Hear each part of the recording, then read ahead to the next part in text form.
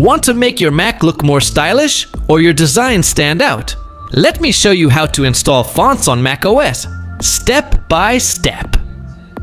First, download your favorite font. Usually, it comes in a TTF or .otf file format. Once downloaded, open the Finder and locate the font file. Next, double-click the font file.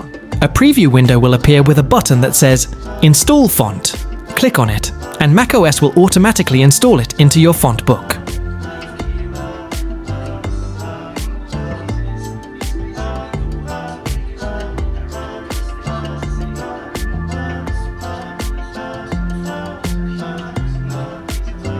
Here you can manage, organize, or even delete fonts later. It's that simple.